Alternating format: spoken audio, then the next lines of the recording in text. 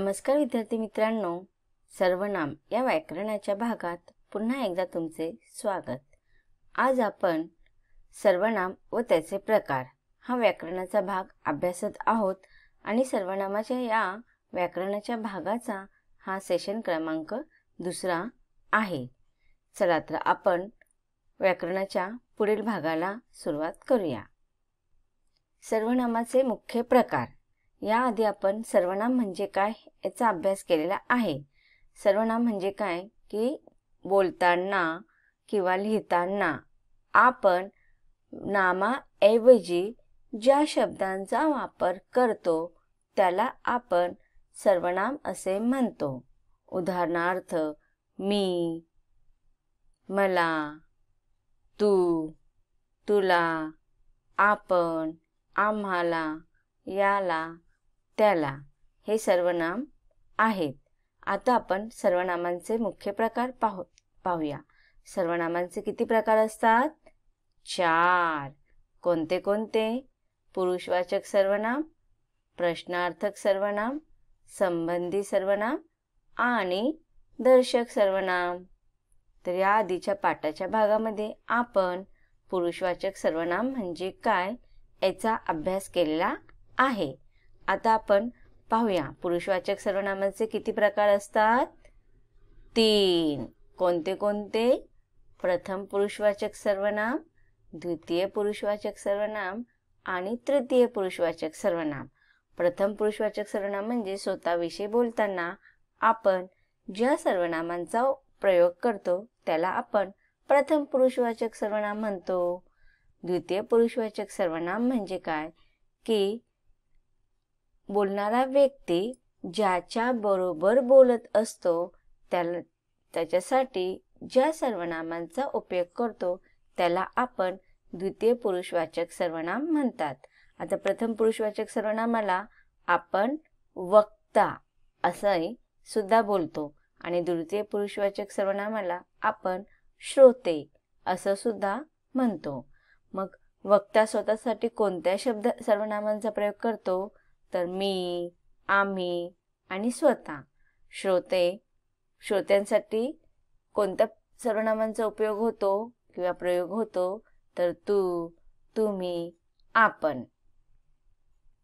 आणि वक्ता आणि श्रोते म्हणजेच प्रथम पुरुषवाचक सर्वनाम किंवा द्वितीय पुरुषवाचक सर्वनाम ज्या तिसऱ्या सर्वनामाबद्दल बोलत असतात म्हणजे तो व्यक्ती तिथे उपस्थित नसतो आणि त्यांच्याबरोबर त्याच्याविषयी जेव्हा बोललं जातं तेव्हा आपण त्याला तृतीय पुरुषवाचक सर्वनाम असे म्हणतो।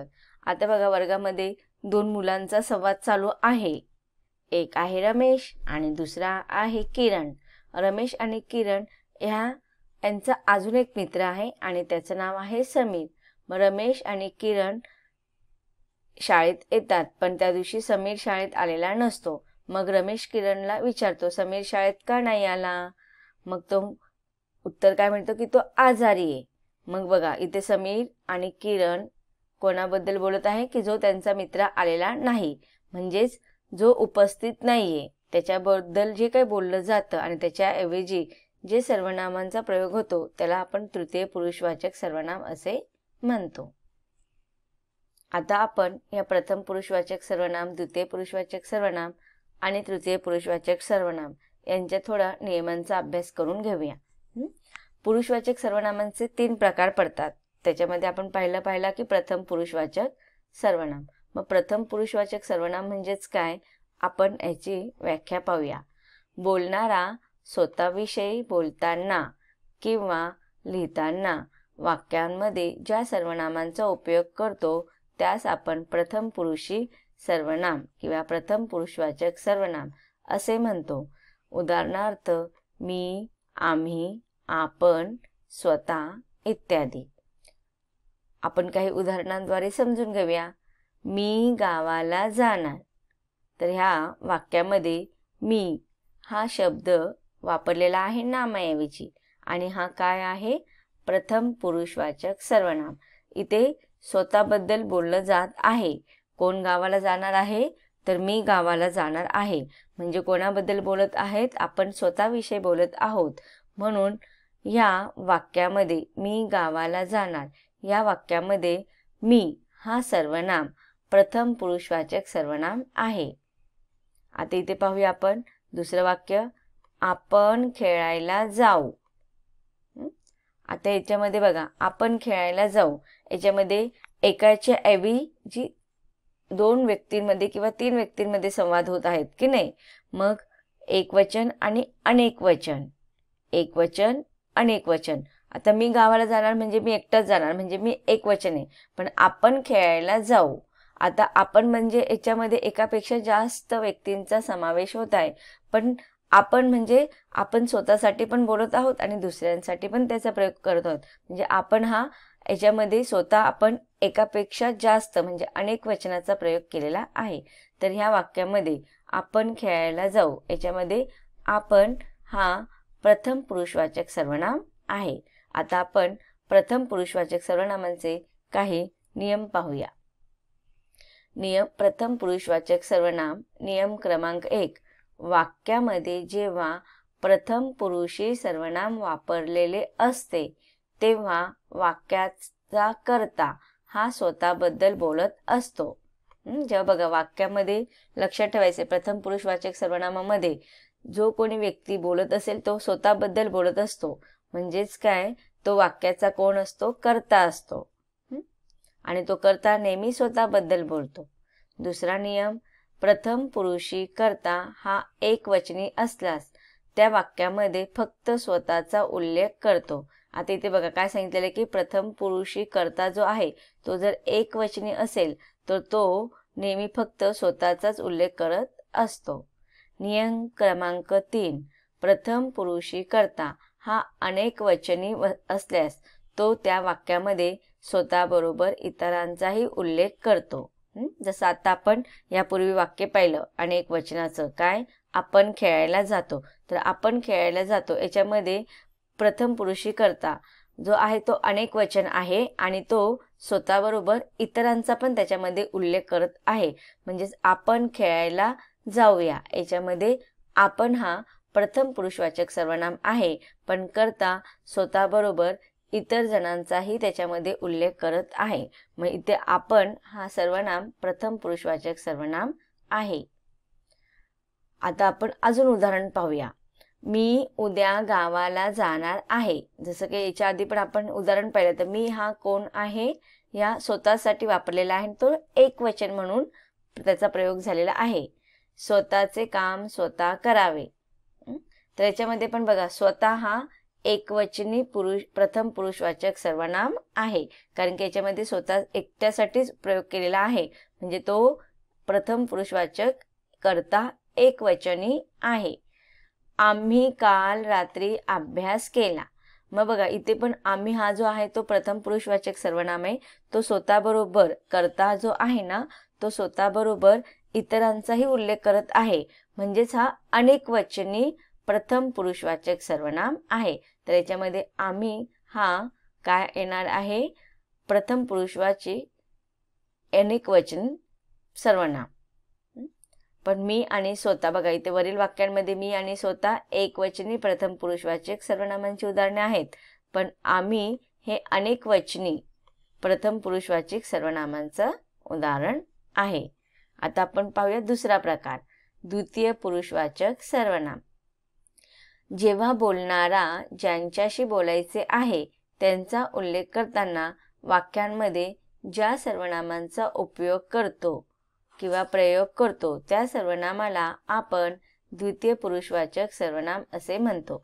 काय सांगितलेलं इथे की बोलणारा व्यक्ती ज्याच्याशी बोलायचं आहे ना, मग त्याच्याबरोबर बोलताना वाक्यामध्ये ज्या सर्वनामांचा प्रयोग करतो त्या सर्वनामांना आपण द्वितीय पुरुषवाचक सर्वनाम असे म्हणतो. उदाहरणार्थ तो, तुम्ही, आपण, स्वतः इत्यादी. काय सांगितलेलं आहे, तो, तुम्ही, आपण, स्वतः. आता पाहूया उदाहरण, आपण कोठून आलात. बघा इथे आपण कोठून आलात याच्यामध्ये आपण हा कोण आहे, सर्वनाम आहे. कोणता सर्वनाम आहे, पण तो द्वितीय. आता बघा जेव्हा बोलत असतो आपण आपल्यापेक्षा वयाने मोठे असतात तर त्यांच्यासाठी आपण आदरार्थी शब्दाचा प्रयोग करतो. आता मी बोलत आहे आणि कोणीतरी पाहुणे आलेत, कोणीतरी अनोळखी व्यक्ती आलात आणि ते आपल्याला विचारतायत, घरातील कोणा व्यक्तींसंदर्भात विचारतायत. मग आपण त्यांना काय म्हणतो? तू कुठून आला असं म्हणतो का आपण? नाही. तर आपण कुठून आलात म्हणजे त्याच्याबरोबर बोलत आहोत की नाही, दुसऱ्या व्यक्तीशी बोलत आहोत आणि त्याच्यासाठी कोणता प्रयोग केलेला आहे सर्वनामाचा? तर आपण. म्हणजे आपण हा द्वितीय पुरुषवाचक सर्वनाम आहे. तुम्ही घरी कधी येणार? आता तुम्ही हे काय आहे? द्वितीय पुरुषवाचक सर्वनाम. मी इथे द्वितीय पुरुषवाचक सर्वनाम कोणीतरी समोरच्या व्यक्तीला प्रश्न विचारते की तुम्ही घरी कधी येणार, म्हणून हा तुम्ही हा द्वितीय पुरुषवाचक सर्वनाम आहे. आता आपण द्वितीय पुरुषवाचक सर्वनामांचे काही नियम समजून घेऊया. नियम क्रमांक 1. वाक्यामध्ये जेव्हा द्वितीय पुरुषी सर्वनाम वापरलेले असते तेव्हा त्या वाक्यामध्ये दुसऱ्या एखाद्या समोर उपस्थित असणाऱ्या व्यक्तीला संबोधून उल्लेख केलेला असतो. नियम क्रमांक 2. द्वितीय पुरुषी कर्ता हा एकवचनी असल्यास त्या वाक्यामध्ये एकाच व्यक्तीला संबोधून उल्लेख केला जातो. नियम क्रमांक 3. द्वितीय पुरुषी कर्ता हा अनेक वचन असल्यास त्या वाक्यामध्ये एकापेक्षा अधिक व्यक्तींना संबोधून उल्लेख केलेला असतो. बघा आता दुसरा नियम काय सांगितलेला आहे की द्वितीय पुरुषवाचक कर्ता ज्याच्याबद्दल बोललं जातं तर एकवचनी असणार तर एकाच व्यक्तीचा संबोध किंवा उल्लेख केला जातो. पण द्वितीय पुरुषी कर्ता हा अनेक वचन असेल की एकापेक्षा जास्त असेल तर त्यामध्ये एकापेक्षा अनेक व्यक्तींना संबोधून ते बोललेलं असतं. उदाहरण पाहूया आपण. तू काही काम करत होतास का? तू काही काम करत होतास का? बघा याच्यामध्ये एक वचन कर्ता आहे. हा एक वचनच आहे की एका व्यक्तीसाठी संबोधून बोललेला आहे ना, म्हणून तू हा एक वचनी द्वितीय पुरुषवाचक सर्वनाम आहे. तुम्ही सर्व आत या. आता इथे तुम्ही बघा, तू एक वचनासाठी पण एकापेक्षा जास्त आहे म्हणून आपण तुम्ही या सर्वनामाचा प्रयोग केलेला आहे. मग तुम्ही हे काय आहे? अनेक वचनी द्वितीय पुरुषवाचक सर्वनाम. आपण याविषयी काही बोलणार आहात का?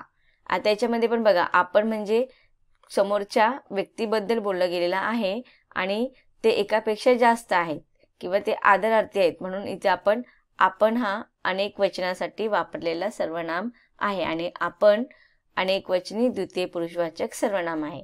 तर विद्यार्थी मित्रांनो, वाक्यामधील तू हे एक वचनी द्वितीय पुरुषवाचक सर्वनामाचे उदाहरण आहे, तर तुम्ही आपण ही अनेक वचनी द्वितीय पुरुषवाचक सर्वनामांचे उदाहरण आहे.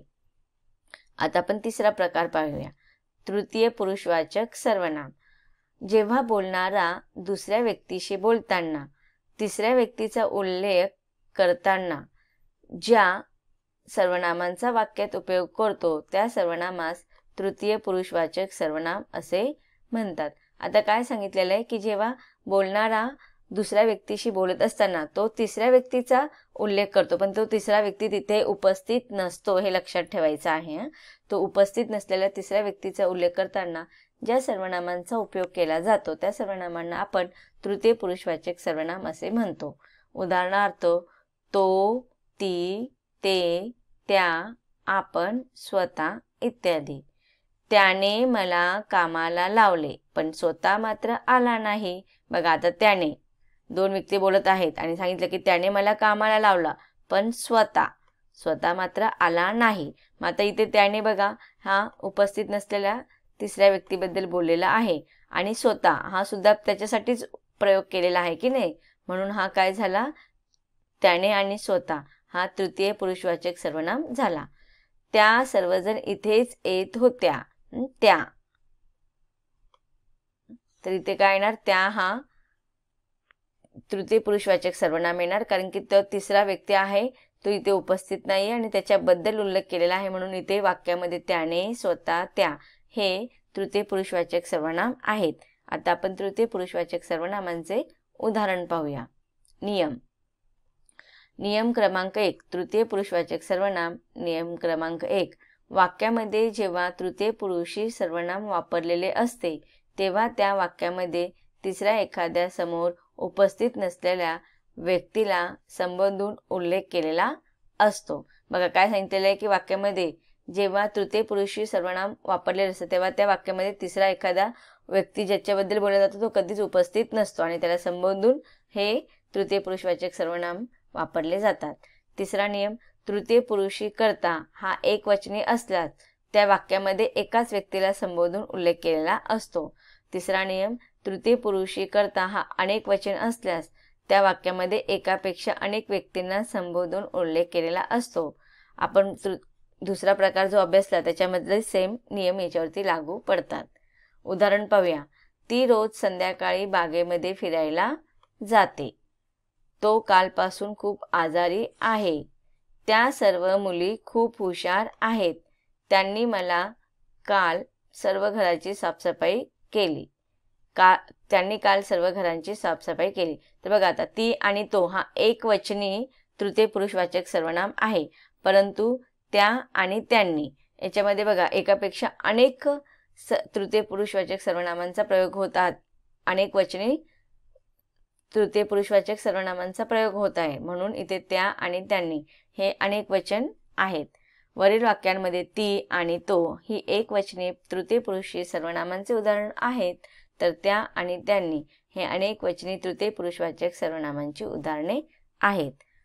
इथे एक तक्ता दिलेला आहे मी पुरुषवाचक सर्वनामांचे. बघा पुरुषवाचकाचे प्रकार, प्रथम पुरुषवाचक, द्वितीय पुरुषवाचक आणि तृतीय पुरुषवाचक. मग प्रत्येक ह्या तिन्ही प्रकारामध्ये एकवचन सर्वनामांमध्ये आणि अनेक वचन सर्वनामांमध्ये कोणत्या सर्वनामांचा प्रयोग होतो ते आपण पाहूया थोडक्यात. प्रथम पुरुषवाचक सर्वनामामध्ये जर एकवचन सर्वनाम असेल तर मी आणि स्वतः येणार आहे, आणि अनेक वचन सर्वनाम असेल तर आम्ही. द्वितीय पुरुषवाचक सर्वनामामध्ये एकवचन सर्वनाम असेल तर तू या सर्वनामाचा प्रयोग होतो, आणि अनेक वचन सर्वनाम असेल द्वितीय पुरुषवाचक सर्वनामामध्ये तर तुम्ही आणि आपण या सर्वनामांचा प्रयोग होतो. तृतीय पुरुषवाचक मध्ये एकवचनी असतील तर तो, ती, ते, त्याला, तिला, आणि अनेक वचन असेल तर ते, त्या, ती, त्यांना या सर्वनामांचा उपयोग होतो. तर विद्यार्थी मित्रांनो, आता आपण प्रथम पुरुषवाचक सर्वनाम, द्वितीय पुरुषवाचक सर्वनाम आणि तृतीय पुरुषवाचक सर्वनाम यांच्याबद्दल विस्तारित रूपाने माहिती जाणून घेतलेली आहे. लक्षात ठेवायचं आहे की मराठी भाषेत वयाने आणि अधिकाराने मोठ्या असलेल्या व्यक्तीशी बोलताना आपण तू ऐवजी तुम्ही, आपण असे संबोधन करतो. मग त्यावेळेस एकच व्यक्ती असूनही बोलताना अनेक वचनी सर्वनामांचा उल्लेख होतो. त्याला आदरार्थी अनेक वचन म्हणतात. मी, तू किंवा तुम्ही याचा एकत्र उल्लेख करताना आपण या सर्वनामांचा वापर करतो. तर बोलताना दोन किंवा त्यापेक्षा जास्त व्यक्तींचा स्वतःसहित एकत्र उल्लेख करायचा असेल तर आम्ही या सर्वनामांचा वापर केला जातो. तर विद्यार्थी मित्रांनो, इथे आपण पुरुषवाचक सर्वनामांचे तिन्ही प्रकार विस्तारित रूपाने अभ्यासून घेतलेले आहे. सर्वनामाच्या प्रकारातील पुढील प्रकारांबद्दल आपल्याला माहिती जाणून घ्यायची आहे, पण त्याचा अभ्यास आपण व्याकरणाच्या पुढील सेशनमध्ये अभ्यासणार आहोत. धन्यवाद.